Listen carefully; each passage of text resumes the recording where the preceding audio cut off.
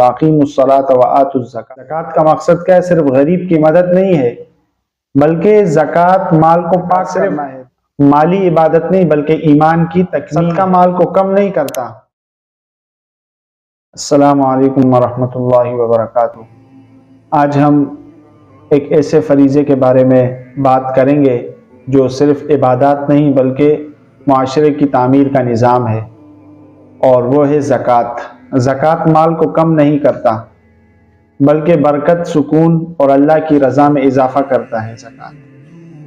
زکوٰۃ اسلام کے 5 بنیادی ارکان میں سے ایک ہے۔ قرآن مجید میں نماز اور زکوٰۃ کا ذکر اکثر ساتھ ساتھ آیا ہے۔ وَأَقِیمُوا الصَّلَاةَ وَآتُوا الزَّکَاةَ، قرآن میں جگہ جگہ آیا ہے۔ نماز قائم کرو اور زکوٰۃ کو ادا کرو۔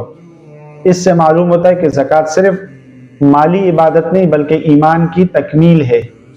زکوٰۃ دینے والا شخص دراصل یہ اعلان کرتا ہے کہ جو مال میں زکوٰۃ دے رہا ہوں یہ میرا مال نہیں ہوتا، اور نہ میرا مال کم نہیں ہوتا بلکہ اللہ کی امانت ہے۔ مال زکوٰۃ جو ہے ایک ادا کرنا، مال کو پاک کرنا آتا ہے۔ زکوٰۃ کا مقصد کیا ہے؟ صرف غریب کی مدد نہیں ہے، بلکہ زکوٰۃ مال کو پاک کرنا ہے، دل سے لالچ ختم کرنا ہے، معاشرے میں توازن پیدا کرتا ہے، بھائی چارہ مضبوط کرتا ہے۔ نبی کریم صلی اللہ علیہ وسلم نے فرمایا صدقہ مال کو کم نہیں کرتا، یعنی جو اللہ کی راہ میں دیتا ہے اللہ اس سے کئی گنا لوٹاتا ہے، کبھی مال کی صورت میں، کبھی سکون کی صورت میں۔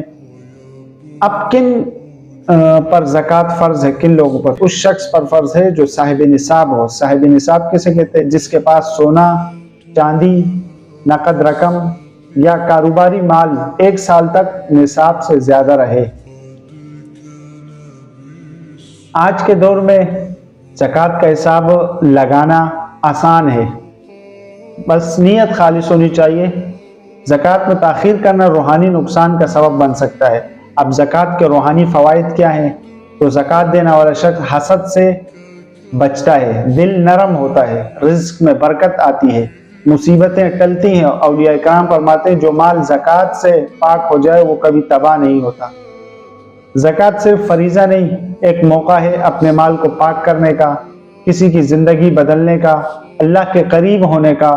آج ہی نیت کریں، زکوٰۃ خوش دلی سے ادا کریں، کیونکہ جو اللہ کے لیے دیتا ہے وہ کبھی خالی نہیں رہتا۔ اب نصاب کے بارے میں علماء کرام نے اس کو ترجیح دی ہے جو انفع للفقراء ہو، یعنی آج کل ہمارے اس دور میں چاندی کا نصاب تھا کہ چاروں مال یعنی سونا، چاندی، مال تجارت یا کاروباری مال میں سب کچھ ملا کر 52.5 تولہ چاندی کے بالمقابل رقم ہو جائے تو وہ زکوٰۃ میں ادا کرنی چاہیے۔ لیکن آج کل چونکہ انفع للفقراء سونا ہے تو سونا، چاندی، مال تجارت اور نقدی، مال تجارت اور نقدی یہ سب ملا کر 7.5 تولہ سونا کے برابر اگر رقم ہو جائے تو اس پر زکوٰۃ ہے۔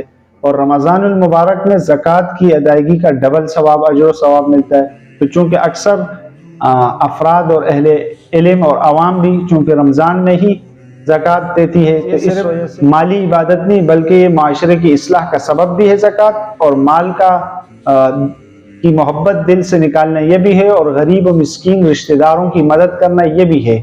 تو زکوٰۃ سے ایک ہی عبادت سے کئی فوائد حاصل ہوتے ہیں۔ اللہ تعالی ہم کو مکمل زکوٰۃ ادا کرنے کی توفیق عطا فرمائے۔ وما علینا الا البلاغ المبین۔